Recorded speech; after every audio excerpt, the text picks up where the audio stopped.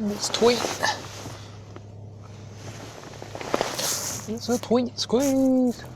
Ooh. Oh. It's cool, it's cool. Car didn't want to go, but now it's going. So we're on our way down the Sierra Nevada mountain. Is it just one mountain? It's a range of mountains. We just spent the night up in a mountain town, had some food. It was a nice little night. We're actually going all the way to sea level today, so we're going from about 1,400 meters to sea level. Then we're going to stop at one more place and then head home. We've been here for like 3 weeks now, so we got a pretty good understanding of how things work, what the accommodations are like, the food, all that stuff. So this is basically my thoughts, Sarah's thoughts on Spain after 3 weeks of travel. And we're going to deliver it to you as we drive down this beautiful mountain. We're going to start with accommodations. Accommodations in Spain. We stayed in Airbnbs almost the entire time. We stayed in one hotel, just checked out of one actually.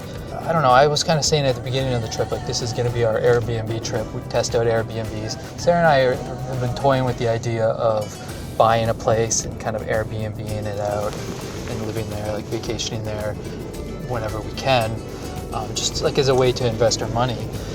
But I thought this trip would be a good way to test that out and kind of figure out whether that's a good idea. Overall, it was a pretty good experience. A couple things I like about Airbnb. You stay in these random places like where other people live, so you're not just staying in a tourist district. It feels like you're living there, like you're living in an apartment, and if you want to go down to the store, you'll go down to the corner store or whatever, and it's just less like padded for you. I like that authentic feeling. What else? Kitchens, always great to have. Some of the places we stayed were shared, like the owners lived there, and of course those ones are better taken care of, but then you just have less privacy though. So I can't walk around with my now, that's one of my things. No, better not talk about my damn it. I did find that the places that we stayed where the people, it was obvious that the people like never went there, like they had other people coming in and cleaning and other people dealing with all the other problems. I found those places were a little less well taken care of. Like it's going to be with anything if you own a restaurant or whatever. The one place we went to, the water boiler was broken, it wasn't working. The girl who owned the place, she obviously wasn't there. She didn't know the hot water wasn't working until the people came to clean and they tried to use the hot water. And it's Spain, nobody works on the weekends, so they couldn't get anybody to come in and fix it. But when you review a place, there's a spot where you can do like a private message to the homeowner, just like a suggestion box basically I use it for. The boiler problem could have been fixed maybe earlier if the people who stayed before us would have told her that it was broken. But I was impressed by Airbnb's customer service. Like they contacted us personally and they said, oh, we can try to find another place for you and you'll get your money back for this, or you can stay there and just put up with it. I mean, Sarah doesn't shower that much anyway, so we ended up staying for the 2 days without any hot water. But the one hotel we did stay in was actually, it was nice. I think we paid 35 euros a night, and it was just like, I felt good to be back in a hotel. If there was a problem, we could just go to the front desk. I think we got a good deal on that because we're up in the mountains and it's a spot where people go for tourism, and it's just the off season. It's too cold right now. People don't come up here to hike. But like staying in Madrid, staying in Granada, all these tourist spots, it would have been a lot more to stay in a hotel. I would say, like, I was looking at them, they were like reasonable, like $60 a night or something like that. Airbnbs were costing us closer to 40. So I guess we're off the mountain now and we've hit the highway.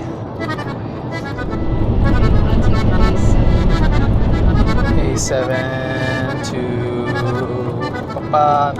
going left. 3.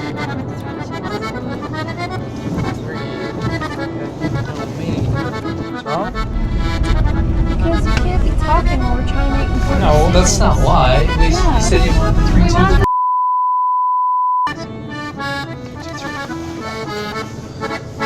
3. Back on track.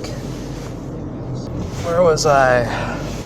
Yeah, so we didn't want to pay a bunch of money to go into some old buildings. I'm sure they're worth it. Some people,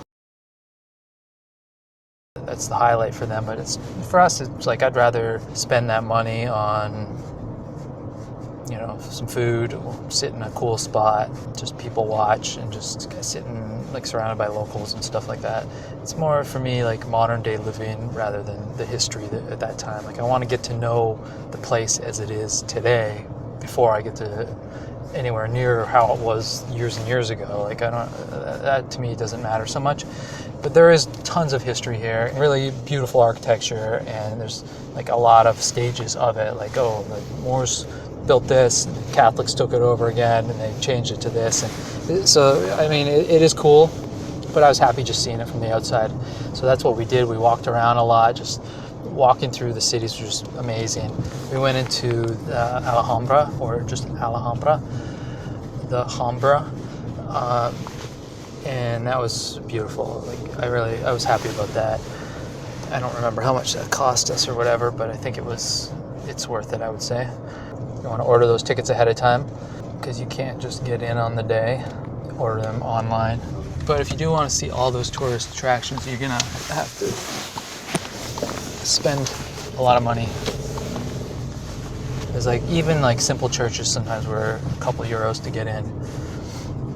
And Sarah refuses to pay to get into a church. She said the Catholics have put her through enough and she should get to see them all for free. This is a quote. Right here?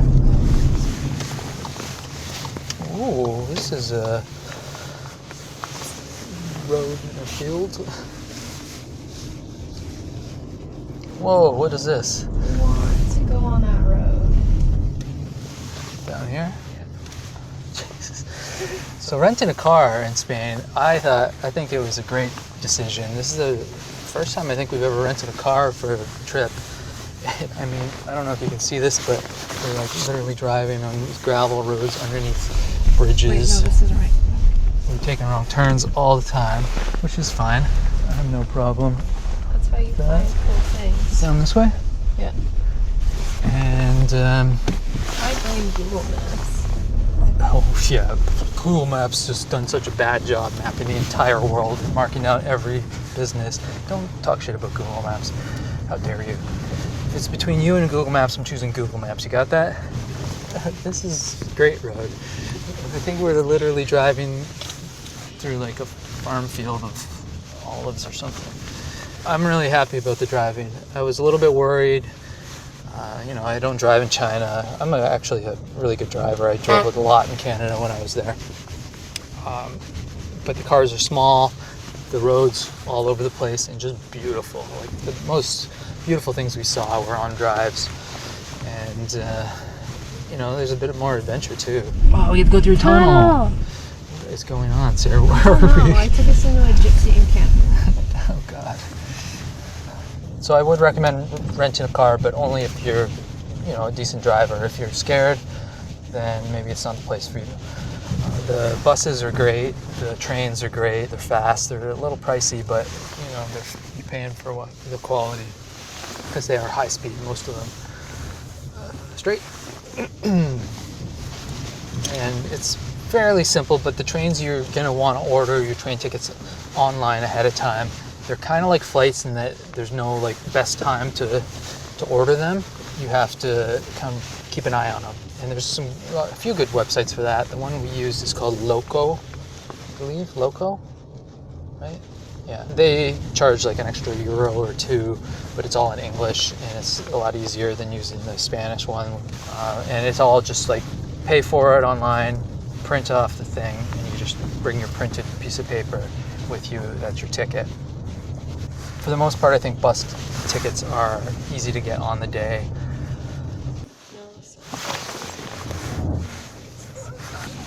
Horses! Horsey, horses! Is that a horse or a donkey? What kind of horse are you? Leeds. And you take a right here. And then you're back on.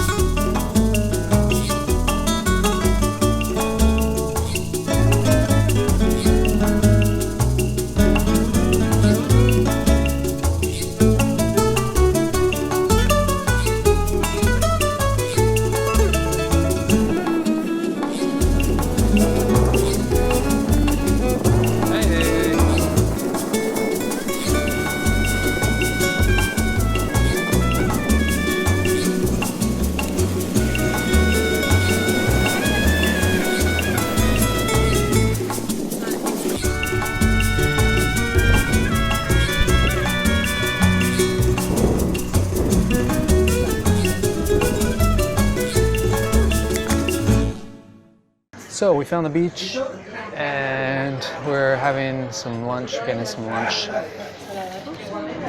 It's Russian salads are everywhere in Spain. They call them Russian salads. It's basically potato salad, I think. We're getting some seafood, just a seafood platter, some Russian salad. But I thought this was a good opportunity to talk to you guys about food in Spain. We ate a ton of different stuff, but we ate a lot of olives, we ate a lot of bread, we ate a lot of like canned like sardine type things, pate, tons and tons of ham. All this stuff is really good. It's really fresh and tasty here. I really did love the food here. I did find that it got a little too much of the same stuff over and over again. Maybe that's my fault, but a lot of the food is also pretty salty, I found. I guess I'm used to the Chinese food. It's a little bit better balanced.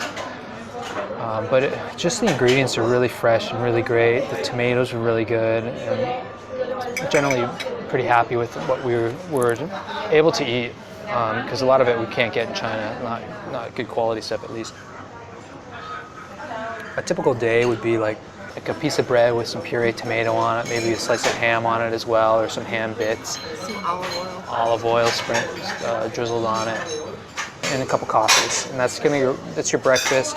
You might do another snack before lunch, maybe a pastry or something, and then for lunches are the big meal. So you do like we did like the menu of the day is popular, which is basically appetizer, main, dessert, and a drink, and it's usually around 8 to 10 euros a person. Yeah, or you can just do like a sandwich and pop into a bar and get a drink, get some tapas. We did that a lot actually.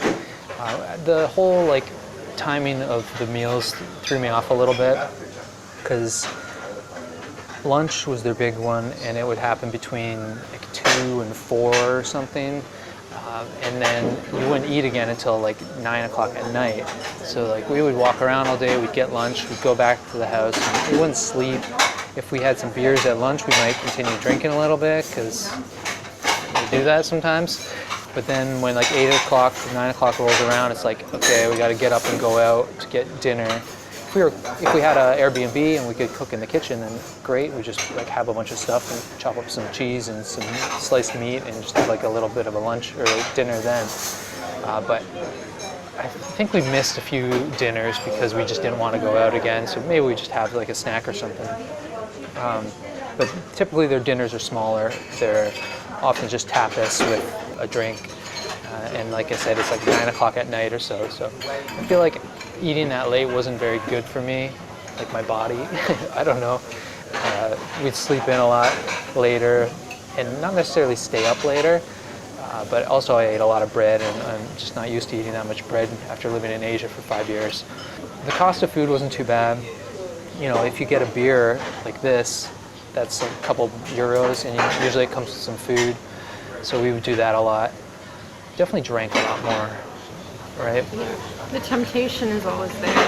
Like you get to a restaurant, you don't even look at the menu, you just get a drink.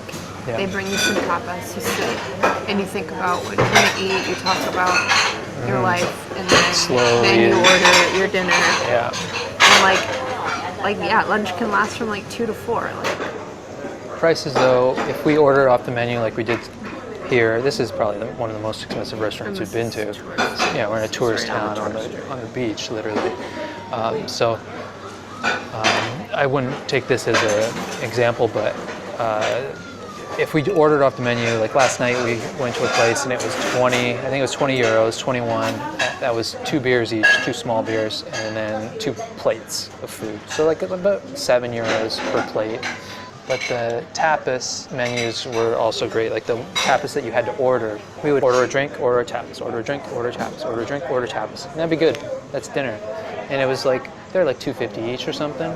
There's like a little plate of something delicious. You can usually see up, they have like a display counter kind of thing with a mirror, so you can see what's up there. We had some really good stuff. Actually, there's another tapas video that I put out earlier. You should check that out and see all the tapas that we ate. I took a photo of every single one that we had, so it's all in there. I think they play it by ear more here. I think they go, okay, let's go out and we have a drink, and then you get some tapas, and then, oh, do you want another drink or do you want to eat? Yeah, it's not about going out for food, it's about going out to socialize. Yeah, and it's so cheap to eat at home. It's so cheap at the grocery Yeah, the store grocery stores were very cheap. that if you want to save money and travel in Spain, then Airbnb. Airbnb with a kitchen, I would say. And even if you don't have a kitchen, we were still like buying a loaf of bread, like a small baguette type thing, and some sliced meat and some cheese. Just have a knife and you can that's even dinner. Take that on a picnic with you and Yeah. eat it in the square. Some baguette in the boot. Sarah would carry baguettes around in her boot. How's the salad? Good? It's good. It's got something extra. Tuna in it? What else do I want to say about the food? Oh, that bird almost hit you in the head. Red wine. Oh my god. Red wine. I don't think we had any white wine, but red wine in the grocery store. If you buy a full bottle, the most we spent was about €3. The cheapest was like €1. The one bar we walked into, we got a glass of wine and he poured it stiff, and I was like, oh, you know, it was like that wine. It was like, oh, that's nice. And so we sip it, and that's like one of the only times I felt like, oh, I'm drunk. And I was like, how much is this going to cost for these big glasses of wine, of good wine? Like, this is our first thing of wine. I think we hadn't been to the grocery store and saw the wine. Get this goddamn bird away from our bread.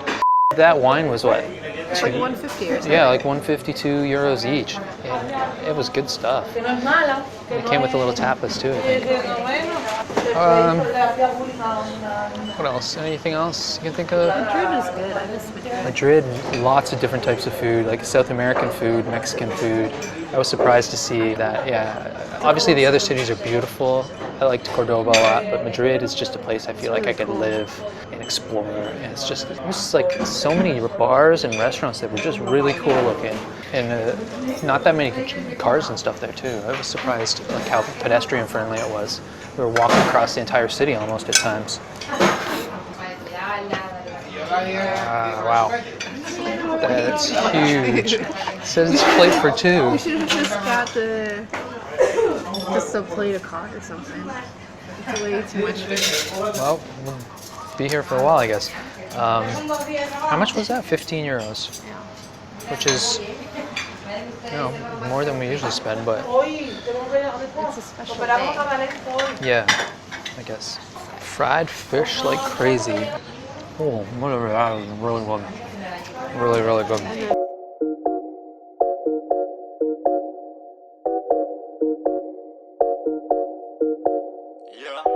Prefer when I'm by myself. I don't wanna hang around y'all. Pray for good health. One day I'm really gonna ball. Fuck around and buy the whole mall. Breaking that cake. The last thing I want to talk about is staying connected. We got SIM cards for both our phones, mainly because we wanted a mapping app for all the driving we'd be doing. I think we spent about €10 each. Don't go to one of the booths at the airport. They just want to charge you twice as much. We just went to a Vodafone branch and they set it up the best deal they could. And that's it for Spain. We're headed back to China tomorrow. So thanks very much for watching. I really had a fantastic time on this trip. It's an amazing country to travel. Just absolutely go there, and I hope this video helped you prepare for your trip and maybe even saved you some money. If you have any questions, please feel free to ask them in the comment section below, and also make sure you check out my other videos about Spain. Some really awesome stuff in there. Sarah kills a dog in one. I do some rapping, just really good stuff. All my cheese like Ritz. Fuck a vacay, don't trip. Y'all don't know people like this. Y'all don't know people like this. Y'all don't know people like this. Y'all don't know people like this. Y'all don't know people like this. Said she 24 and she too old. Told her fuck that, I got a old soul. I need to treat my paper like origami and get that bitch going up twofold. All my shit ripped, need new clothes.